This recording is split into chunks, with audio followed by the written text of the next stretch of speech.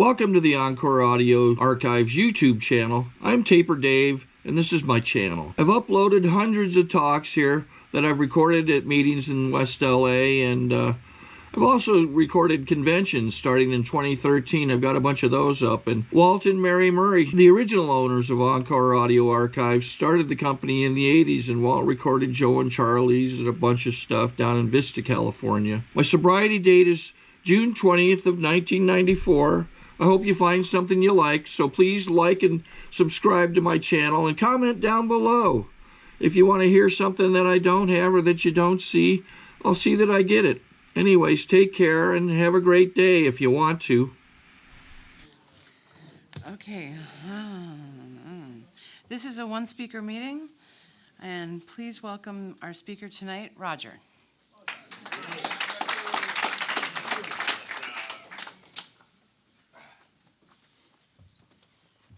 Hi, everybody. My name is Roger. I'm a real alcoholic. By the grace of a loving God, the 12 steps and 12 traditions of Alcoholics Anonymous, I'm alive and sober. And very grateful to be here and very blessed to be here. By right, I shouldn't even be around. And I see they're recording me. Good luck with that. I'd like to thank Carol and Jay for asking me out. It's an honor and privilege to be asked to do anything by AA. I don't know about y'all. Wasn't many folks asked me to do shit when I first came around. And I cuss a little bit, so if you don't want that on the recording, better start editing now. Well, they were asking me to do things, like get away from my house. Put your hands behind your back. You know, wow. Anyway, congratulations to the birthday people. It's outstanding, incredible. 11 years, 6 years. I remember you. I remember you from way back. And welcome to my new friends. Welcome home. We've been waiting on your ass. Hopefully something will be said or read to make you want to stay. Please don't let anything I may share in the next, say, 30 minutes run you up out of here. And if it does, I'm sure the same thing that got you here will run your ass right back up in here. Congratulations to the folks who took chips. Tell you what my sponsor told me with those chips. Put them in your mouth. Suck on them. When they melt, you can take a drink. It's going to be a while. I got sober July 7, 1988. And by the grace of a loving God, I haven't had to go back out there to experience what I already know. I know some of us have to go back out there and get a few arrows in our ass, come back in here, ass in one hand, white flag in the other, talking about our surrender. But if you're in here tonight, you never, ever had to go back out there and experience what you already know. You know, one of the things they described to me was insanity. That insanity was doing the same thing, expecting different results. But for me, insanity is also doing the same thing, knowing the results, and doing it anyway. There's something desperately wrong with that. You know, I got here via... And I'm going to kind of break away from AA. I respect AA, and I try to stick to AA. But I got here via the pipe. And I just share that so if other folks in here, and they're wondering whether or not you belong, you belong. They describe us in the big book as the strange alcoholic. The weird one, the one that was back there twitching and shit, you know. Kept going to the coffee. And I'm sitting there and I'm drinking coffee and I'm trying to calm down. I'm saying, why am I drinking coffee trying to calm down? That doesn't make sense. But that's alcoholic thinking. It's like taking a hit and trying to lay down. Nobody ever tried that? 4 or 5 o'clock in the morning, you got that one more to do, and then you lay down? Right back up. Let's go again. The mind of an alcoholic is strange. Very, very strange. When I got here, I was 131 pounds, dripping wet. Obviously, I'm not 131 pounds now. I wore 2 pair of pants to hold up the pair of pants I had on. I had a mohawk that I cut myself. Yeah. Let me let y'all in on a little secret. Don't you ever let a drunk cut your hair. Cold thing about it, I thought I still looked good. That I was just going through a little mishap, a little misfortune. That if I get in this hospital program for 28 days, everything was going to be okay. And I can come out and I can drink like a gentleman. They brought me here to y'all, and y'all been taking care of Roger ever since. And for that, I'm eternally grateful. I started drinking at a young age, around 12. Started out with Old English 800. Let's hit it quick. I remember I was at my friend's house, and we was down there listening to music and wild players, and we was playing Bill Withers, Lean on Me. And something happened immediately. Something happened. It gave me that sense of ease and comfort that they describe about in the big book of Alcoholics Anonymous. I always felt a little different, a little strange. It's like I could be in this room with this many folks and be alone. You know? But alcohol gave me something that I didn't have. It gave me a little courage. Hey, Mark. It made me okay. In fact, it made me more than okay. It's like it opened up a door to a party that I didn't leave until I got here to y'all. Along the way, I tried everything. It's amazing how smart you get once alcohol became involved. I mean, I became so smart, I thought I didn't need school anymore. This job that I'm on now, I had to get my old transcripts, and I had to look at my last year in school. I think it's like 75 days in a semester. I was out 72. I was smart.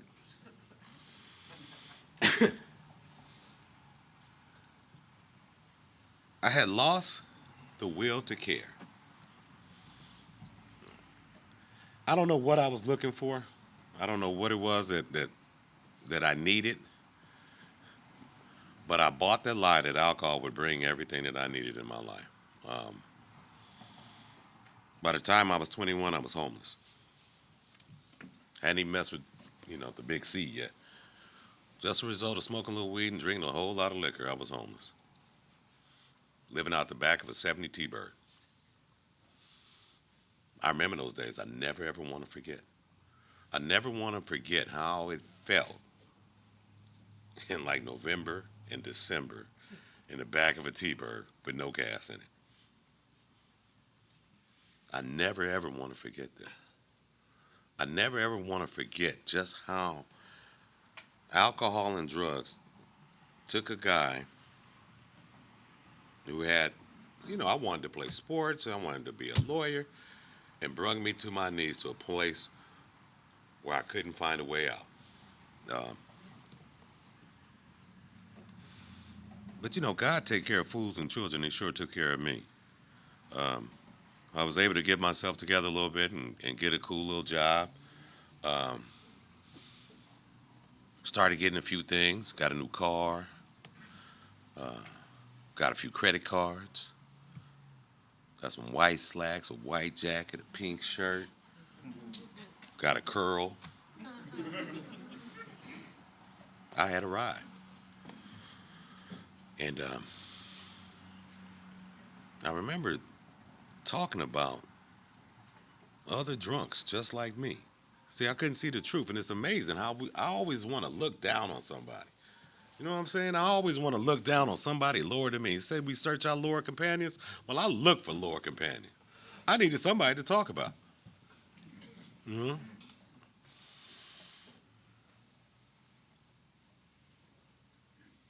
After a short while, I found myself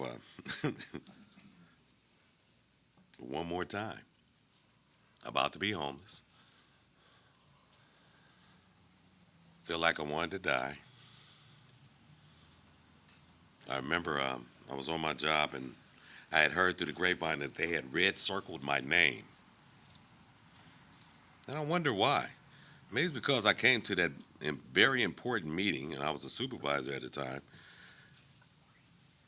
And I had been up for 2 or 3 days. And I showed up at that meeting wearing one blue shoe and one black shoe. That's why it's real important for me to make sure that I got on the same color shoes today.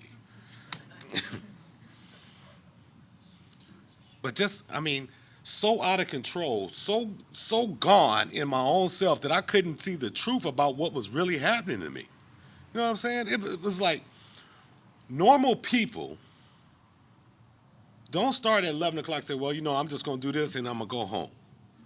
Well, and then 2 o'clock come around, well, I'm going to just do this and then I'm going to go home.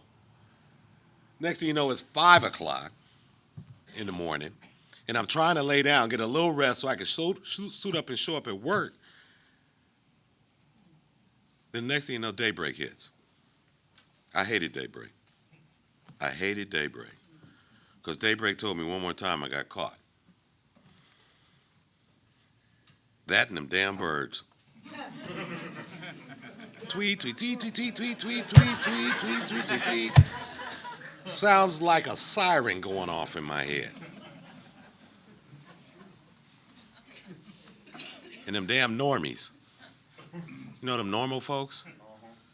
It's like 6:30, 7 o'clock in the morning. They doing what normal people do. They're like taking out the trash, getting ready to go to work, getting their kids ready.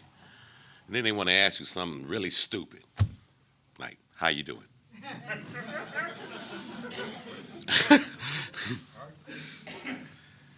And I would try to answer and I couldn't. I couldn't even verbalize what they do. The next thing you know, you see them taking their kids and putting them behind them. Come on, come on. And I go home swearing to God that I would never do this again. Swearing to God that I'm not going to do this again. Until about 11 o'clock that night. And that's what amazes me about the disease of alcoholism. Even when everything inside of me, every fabric of my existence tells me not to do it, even when I don't want to do it, I do it anyway. I don't have the choice. Somewhere along the way, I've lost the power of choice whether or not I will drink or I will use. No matter how much I fight, I want to wrestle this. I want to be strong. I don't want to be what we used to call each other Rudy Poots. I need to get control of this, and I'm trying to control something that I can't control, if that makes sense.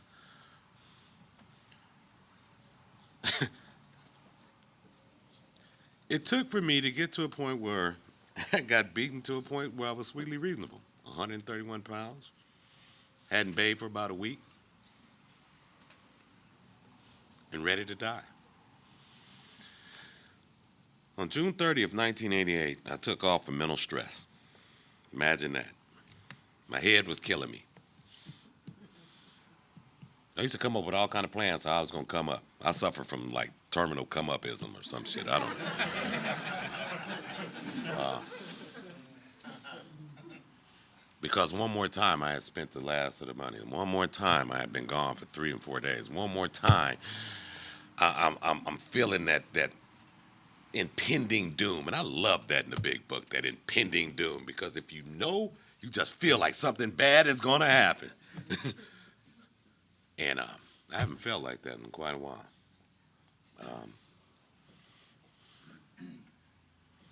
But I remember June 30th, I took off. And before I get to my recovery, I'm going to tell you how my head thinks.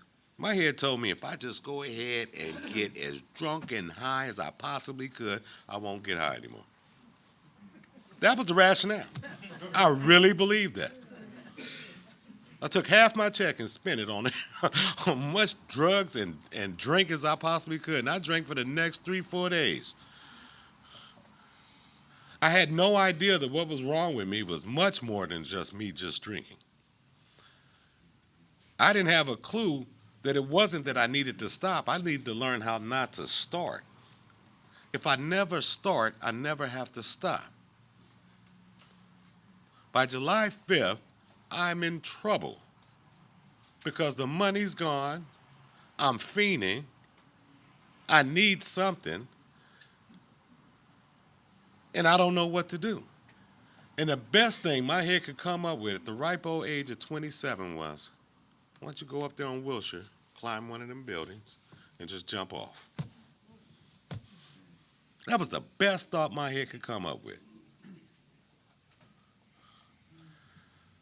I remember there was this commercial, you know, the one with the egg, cracking and putting in the skillet. I had seen this commercial 1,000 times before. I don't even know how I heard it because me, I like to keep the TV really, really low just in case somebody's coming up the stairs. I need to hear. But that night, it was really, really loud. That night, I identified. That night, my head felt just like that egg did in that skillet. It was on fire. I love to tell y'all that I got that number called and been sober ever since. I got the number. I couldn't make the call. And what I found for me, the alcoholic that I am, the hardest thing for me to do is ask for some help. And then when I do ask for some help, I want to tell the help what kind of help I want.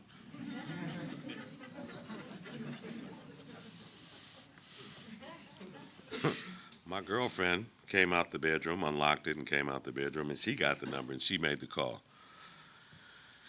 And the guy came over who eventually became my sponsor and still my sponsor today.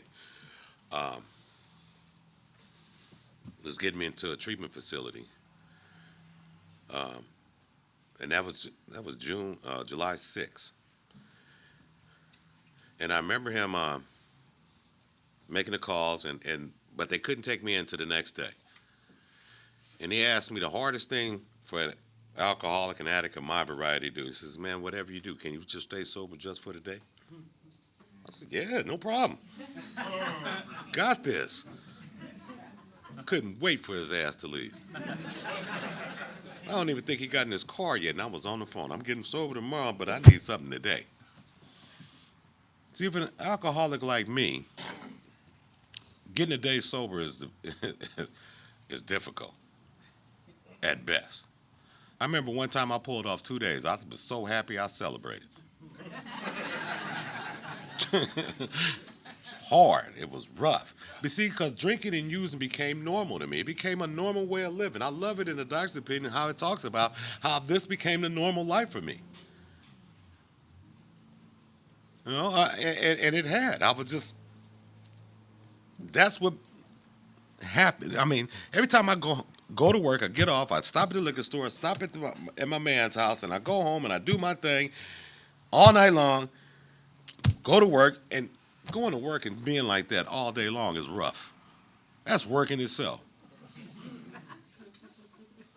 And as tired as I am by the end of the day, it's amazing how much energy I get. Because as soon as I get out of there, I'm right back on the same thing again. I don't understand it. I don't understand how I did that, how I work like that. Didn't I want to get clean and sober, and I don't even want to get up and get on the bus to go to a meeting. I hear that shit around here. Oh, I can't ride no bus. Can you come give me a ride? Hell no, take your ass on the bus. If you really want to get sober, you're going to get on the bus. You're going to do whatever it takes in order for you to stay clean and sober. See, I didn't have one of them soft serve sponsors. You know? He was loving and kind. Oh, don't get it wrong. He was loving and kind. But he had to talk to me in a language I understood. I don't know about y'all. I didn't have many friends I can go out there and share with them how I felt. Or I'm feeling scared today. Can you help me? Can you sit with me? Or I don't like the way you spoke to me. I think you owe me an amends. They would have beat my ass. I only get that here. I only get that here. The folks I used to run with it was hard heads. We all were. We was too afraid to say how we felt. Too afraid to really express what was really going on with us. So we just went along with the game. Drink a couple of cans of courage and it was on. Got my ass in a whole lot of trouble behind that. I got here to y'all and I got introduced to the meetings and I remember at about, I guess I must have had about 45 days sober and I got invited to a big book study. And I remember that big book study, there was 18 of us when it started. Actually, it was more than that, but it ended up about 18 when we finally got to the doctor's opinion. And at the end of that study, it was 4 of us. And the same 4 that finished that study are still sober today. Now, I don't know what that means, but to me, it tells me if I do the best I can with what I got and I try to practice these principles in all my affairs, the chance of me staying sober is really, really good. I'm not saying that all the folks who left got loaded. I don't know. Some of them did. Some of them found other things to do. Some of them got into other workshops. But I know for me, I haven't had an interruption in my recovery since that workshop. And I've been to at least a dozen different workshops since then. I heard the lady sharing about how she was working, being of service. And I can't implore on you how important it is to find you something to do around here. Me in my own head is bad news. Let me find something else to do around here. Let me pick up cups or set up chairs, anything, until I get an opportunity to get some comfortability in my life. See, the first 6 months around here was real uncomfortable. I didn't know how to live without drugs and alcohol. And if you in here and you suffering from untreated alcoholism, you understand what I mean. It's hard to sit at home by yourself. I couldn't sit at home. I remember when I got my first apartment by myself. I was 9 years sober. I ain't never lived by myself. I always lived with my parents or friends or a bunch of people or some girl. But I remember the first few months I lived by myself. It was so uncomfortable sitting in that. And this at 9 years, and I didn't know why, because I never experienced that. But over a period of time, now it's hard for you got to come pry me out my house. I'm my best company. I laugh at myself. I talk shit to myself.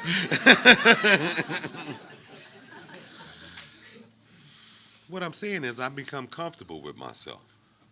I've learned how to live a day at a time by suiting up and showing up and doing what y'all told me to do. Once I was able to discover that I am a real alcoholic, what makes me a real alcoholic? It's not the amount I take. It's not how often I drink. It's not when I drink. What makes me a real alcoholic is the fact that I begin to lose all control over the amount I take once I start. It never failed. Every time I started, it just be on. My hat's off to the ones who come in here and take a couple of drinks or come in here for a few weeks and go back out there and hang out at the bar and do their thing. I can't. I can't do nothing.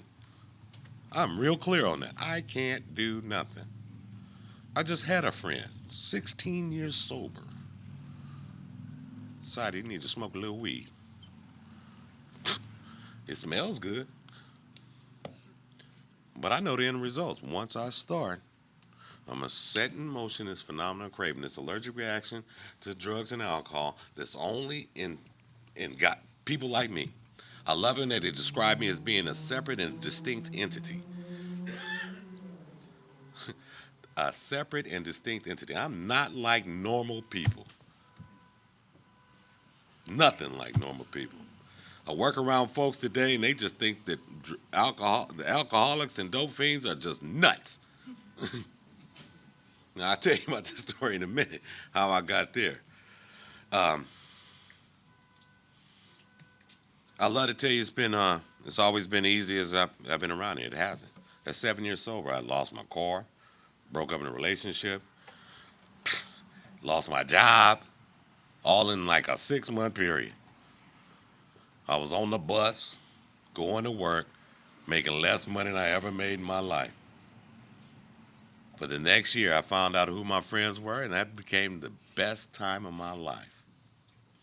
With little or nothing, I came to appreciate what I had right here at this moment today.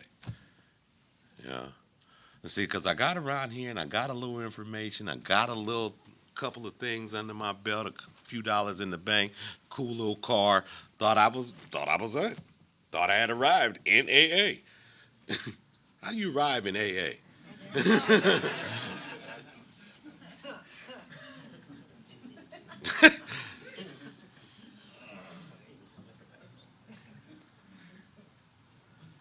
During that time, I discovered myself one more time, and one more time I became appreciative of what I had right here today.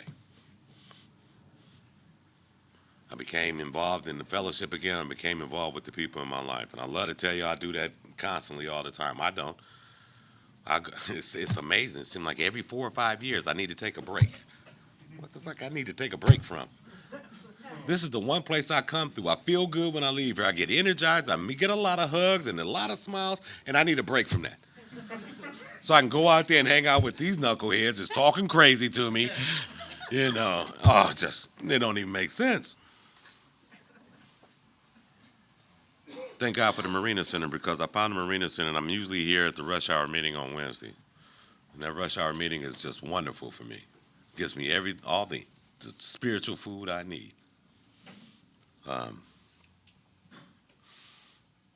A lot of things has happened over the course of my recovery. You know, I lost my mom when I was real young, 6 years old. My stepmom, God rest her soul, passed away while I was sober. I think I had like 11 years when she passed away, and I loved her to death because she was a raging alcoholic, full-blooded Sioux Indian that liked to drink. I love her to death. I mean, I used to go over there for Thanksgiving, and it'd be wonderful. Go in there in the morning, and it'd be like, hey, that's my baby Roger.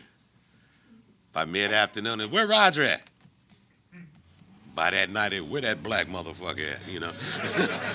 Time to go. Time to go. But I watched her over the last year of her life die from alcohol. Let me tell y'all something. Dying an alcoholic death is horrible. My stepmom was absolutely gorgeous. Absolutely gorgeous. Full-blooded Sioux Indian, fair skin, hair down to her butt, just gorgeous. The last days, I couldn't recognize her.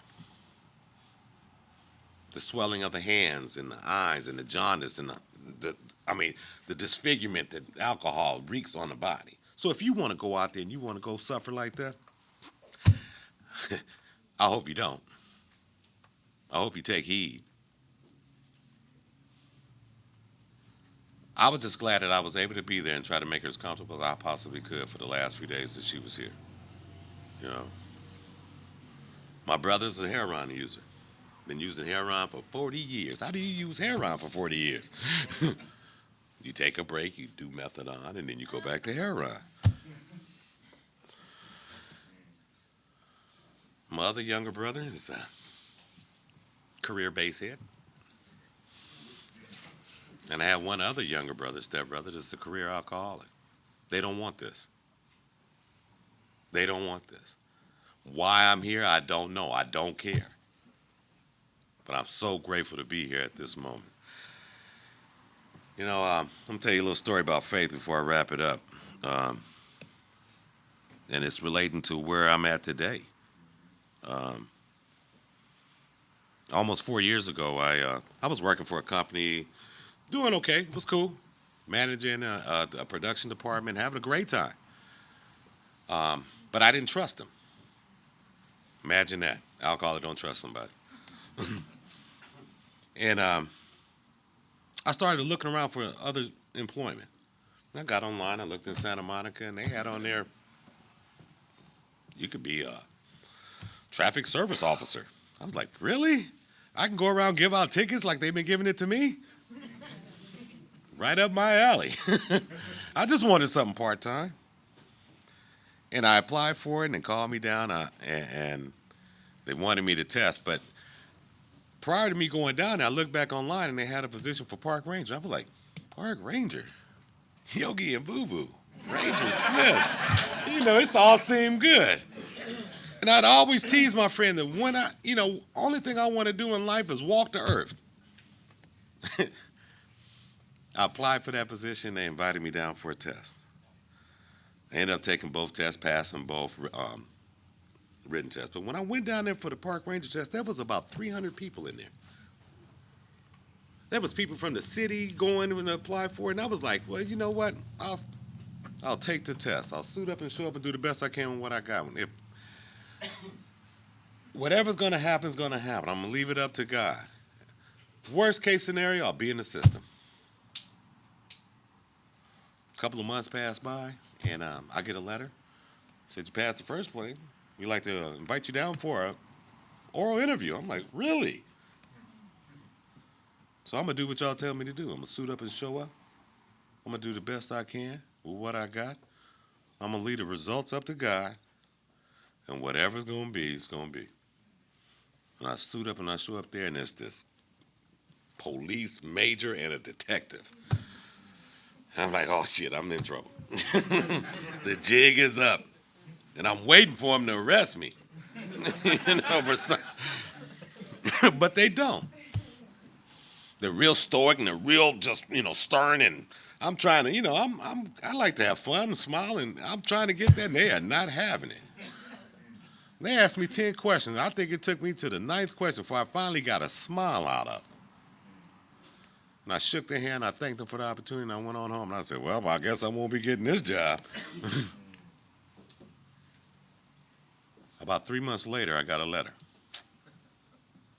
They said I had passed the first interview, and they'd like me to come down for a second interview. So now my head tells me this is getting kind of serious. So I'm going to do what y'all tell me to do. Suit up and show up. Do the best I can with what I got. I'm going to leave the results up to God, and whatever may be, may be. Worst case scenario, I'll be in the system. I suit up and show up. I have an interview with 2 female officers now. One lady would later become my boss. And I felt good about the interview. I felt good because they were laughing, we was giggling, we was having a good time. I thought I answered everything right, but that's always a trick. If I remember right, that's like a sucker punch. It was about 5 months later before I heard anything from him. Now, by this time, my head told me I am not getting this job. It's been 5 months, man. It's a long process. And what happens is I get a call. I'm at work, I get a call. I'm not even at my desk, and I come back and I see the message on my phone. And I start listening to the message, and it says, hi, this is such and such, and we would like to invite you for the position of park ranger. I put the phone down, I ran outside, and I yelled, and I screamed, I started crying. And I felt, because it just was so good to go through this process, and something finally good happened. Now, what I should have done was listen to the rest of the message. I should have listened to the rest of the message. I got back to my desk. I listened to the rest of the message, and it says, start it over, and it says, we'd like to invite you out, or we'd like to offer you the position of park ranger, contingent on a background check. The jig is up. Guess I won't be getting that, huh? And they set me up an appointment to come down there. And I said, well, I'm just going to suit up and show them, do the best I can with what I got. Whatever's going to happen is going to happen. I'm going to leave the results up to God. And whatever it may be, it's going to be. Worst case scenario, I'm in the system. I'm in the system. That's the attitude I had to take the simplest attitude. I get up there and they give me this pamphlet about this long. Asked me how long I needed to do. I said, give me about 2 weeks. Set a date for 2 weeks. I love to tell y'all I took that pamphlet home, got right down to it, and started writing it out, and no, I didn't. I got my transcripts. I got all the other information they need, but I didn't start that pamphlet. And when I finally opened it up, it started going back on my life, and it started asking me a whole lot of questions about my family, about my mom, about my brothers, about my alcohol history, about my drug history. And I wrestled with the fact that I was a real dope fiend. I really wanted this job, and I wanted to lie. I heard that Paul talk about not being a liar today. It took everything inside of me not to lie. But I answered as truthfully as I possibly could. I told him about my drug history. I told him about my alcohol history. At the end of that, I had to write an autobiography. I shared my experience, strength, and hope with them folks. When it came to cocaine, I told them I dabbled in it. got as honest as I possibly could.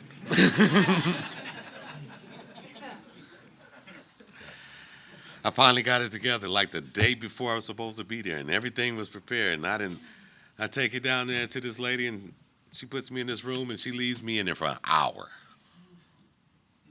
I'm like, oh, this is killing me.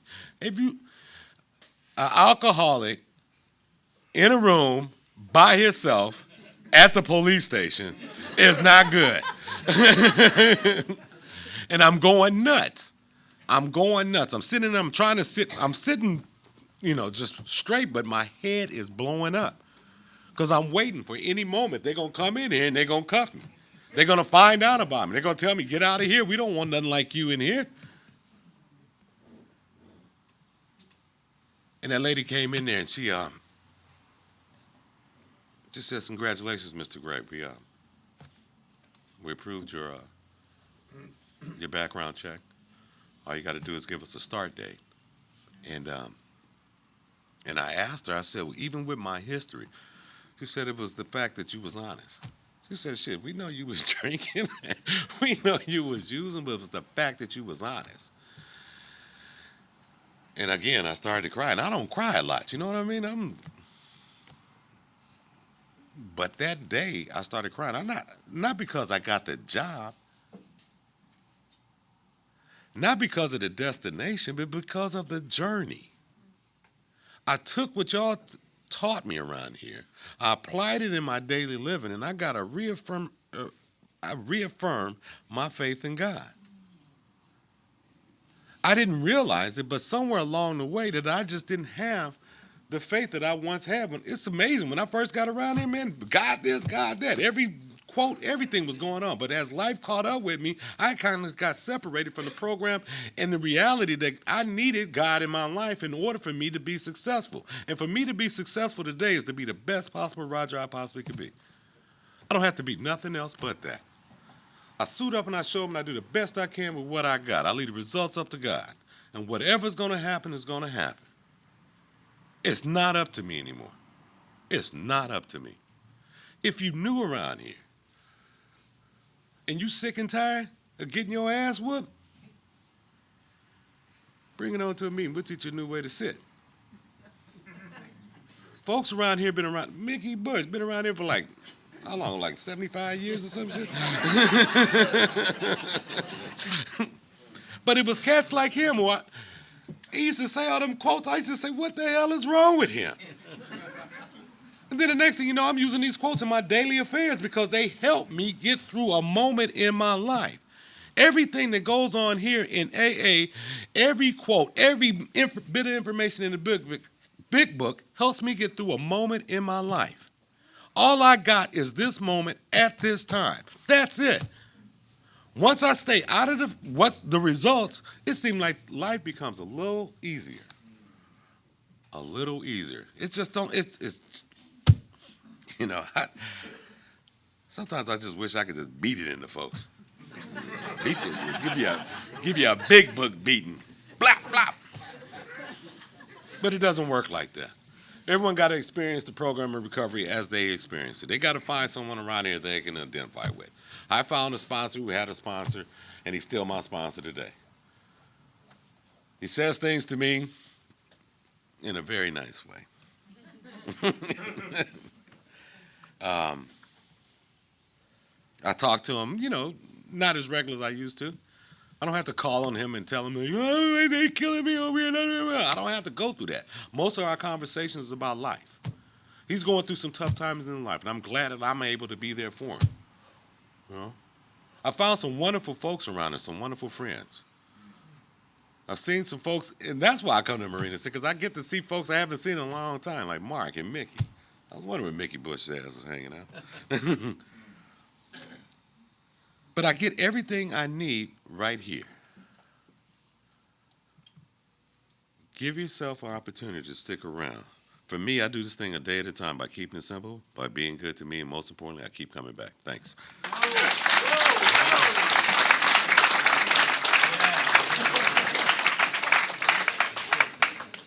I think we got a great talk going on here. Thanks for watching the channel. Taper Dave here. Just curious. Do you think this is better than Zoom? Okay, this is how I prepare my drone for launching. I like to do it inside the cab of my truck so I'm not standing outside in the weather.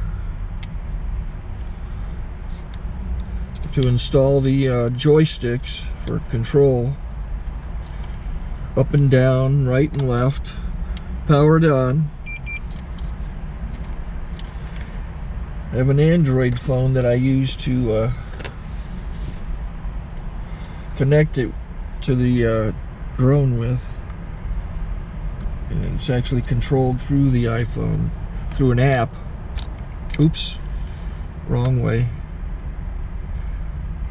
It's actually controlled through the iPhone, or through this Android phone, through the app. It's actually controlled through the Android phone, through an app, and you connect it through this short connection right here.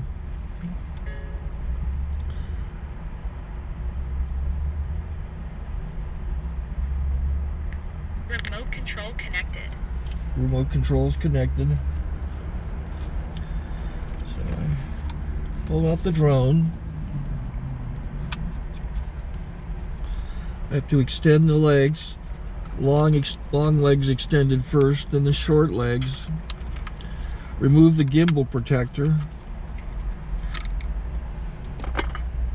Set that aside, then power it on one short burst, then one long burst. I lay it down. So I have to go to calibrate. So the drone's not connected yet. It shows you here as this drone gets disconnected, even though the remote's powered on. So the drone has to establish it's connected. So I go into the app to calibration mode. First I'll calibrate the remote controller. Start calibration. Out, in, oop, out, in, up, down, and then this little wheel is to control the gimbal. So it's calibrated. Go to gimbal calibration, start calibration, and then it calibrates the gimbal. I don't know if that shows up. The gimbal's moving all over the place. Changes, you can see it on the video. And I'm calibrated to take off. It's acquired 7 satellites at the moment. There are 26 satellites up in the sky, which it has to acquire before you can take off. So it's connected. It's got enough satellites. This is white. I can go to press this little arrow button, swipe right to take off, and it would start the motors if I slid this to the right. But I'll wait till I get outside. Don't want to do it inside.